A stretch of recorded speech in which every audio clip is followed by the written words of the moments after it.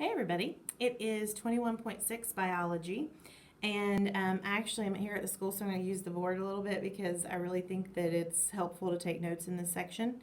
So the last group of organisms that we're going to talk about, the invertebrates, are protozoa. Protozoans are unicellular animal-like little creatures, but they're in the kingdom Protista. They're really not considered an animal.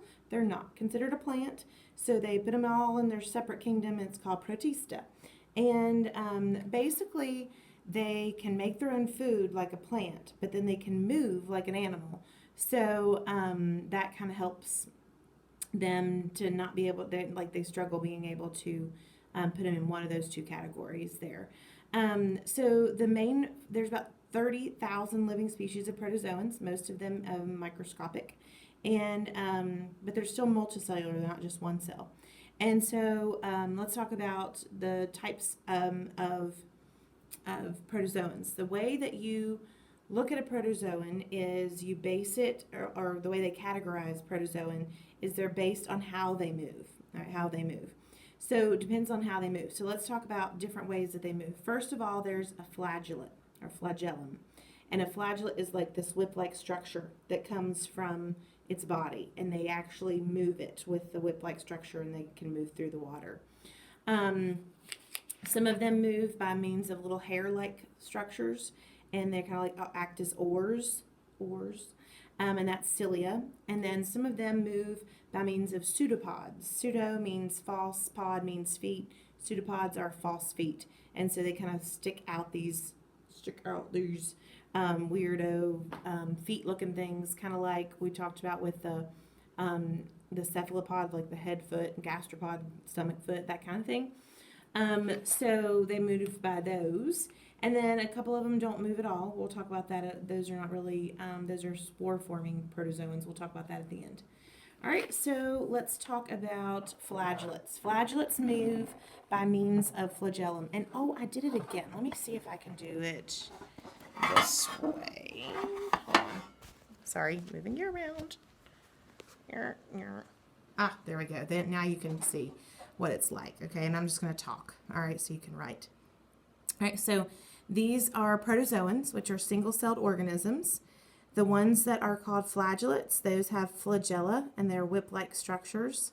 A type of flagellate would be a euglena or a trypanosome. And the euglena, you'll find them in freshwater. They have chlorophyll, very much like a plant, but they move by the means of a little flagella. And then you take a look at the on your page, let's see here, 446, I believe, is where the euglena is, and you'll be able to see what it looks like there, and see what the whip-like structure, the flagella, looks like. Flagella would be plural, flagellum would be singular. All right, sarcodines. Sarcodines have pseudopods. Those are false feet, and that would be like an amoeba, which actually can cause amoebic dysentery.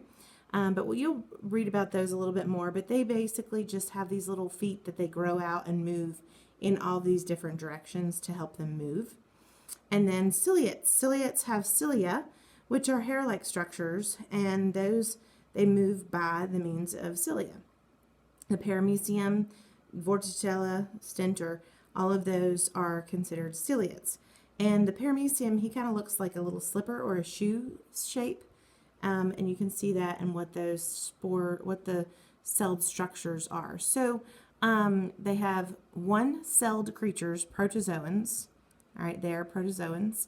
And then also the last part we'll talk about here is sporozoans.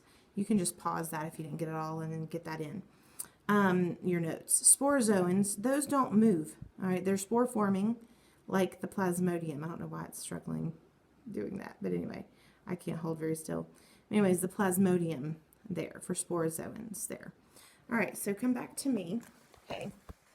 All right, and we'll finish this up. Let me see if there's some other things that I said. So unicellular animals. Did I say that earlier? I hope I didn't mess something up there. I'll look back at it. But you understand. Unicellular. I hope I didn't say multicellular. I've done so many lessons on here today that I'm mixing things up from like 7th grade science, which is close to what you guys are doing. So anyway, you can tell me if I'm wrong. You usually will. You can see on page 446 at the top of the page, they have eye spots. Euglenias do. They have that whip-like structure. That's how they move. Mostly found in freshwater. That's called euglenoid movement. They named it after that thing. They reproduce by what they call binary fission. Fission means division, and that means that they can basically divide on their own. Then you have the trypanosome. It's a parasitic flagellate there. And it can cause African sleeping sickness from the bites of the tsetse fly. And it has an undulating flagellum membrane there that it uses. Then you have sarcodines. Those are the ones that moved with the pseudopods. And sarcodines would be the amoeba, all right, the protozoan there that moves with the pseudopods. And they can change their shape continually. They continually change their shape to where they can kind of move. The pseudopods are used for locomotion, but they're also used for ingesting food. So their pseudopod can engulf the food. It can engulf the food, and then it brings it into its stomach, is kind of what it does. It just like around it and then sucks it into its stomach, and then lets it digest there. All right, you can see the reproductive cycles of the amoeba there, and then also how it engulfs the food on top of page 447. Like I said, it can cause amoebic dysentery. One type of species can cause that.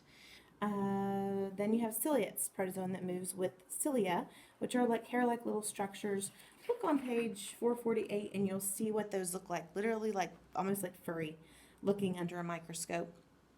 And if you cut it in half, it looks kind of like a slipper shape or a shoe shape there. And so they can reproduce both ways as well. And it tells you a little bit more about that.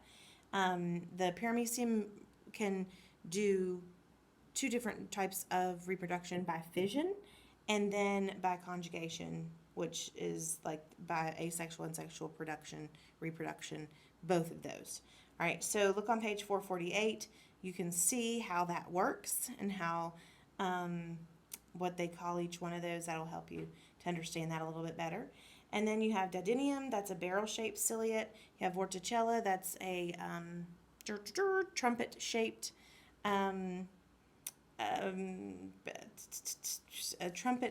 ciliate. Our paramecium. Oh, good grief! I can't get so crazy. And the stentor is the trumpet-shaped. The Vorticella. Let me see what shape it is. It's in stagnant ponds. It's an upside-down bell instead of the trumpet. So Vorticella, upside-down bell. I don't really know. You have to know that for any particular reason, except I'm just telling it to you. But anyway, the center, that is a trumpet-shaped one.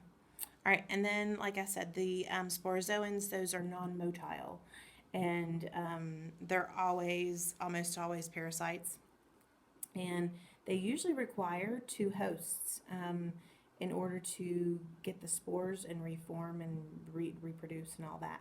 Plasmodium is one of the most complicated reproductive cells of any protozoan.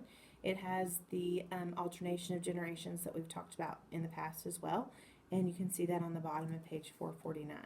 You can also see some different pictures of microscopic little guys that I usually tend to show you pictures on the screen here, but you can look on the book, and if you want to look up some pictures of those online, you can do that too. All right, so that finishes up section review 21.6, and that takes you into spring break. So what I need you to do is make sure you don't forget that you will have a chapter 19, chapter 20 test somehow after spring break. If we're not back, I'll probably send it to you somehow, either in the mail or if I figure out how to do these, like to send them to you online. And then, or if not, then I'll figure out something. Then make sure that you have the proper quizzes that you need to take. I think quiz 30 and 31. Those, if we're not really supposed to be out now, I just heard that from the governor. So just hold them onto them in your binders for now. And later on, I may even have a day where we get on here, grade those, and I get your grades and stuff. I don't know. It's all new to me. So we'll do our best to get that in there. Be really cautious about some of your section reviews that you're doing. Remember, those are for a grade. So some of your bogus answers that you tend to have at times because you don't want to work on it. That doesn't work for that. So those are going to be for grades. Make sure that you read the section, watch the video. That's going to help you tremendously because I tend to go over those as I'm teaching. So hope you have a great long spring break.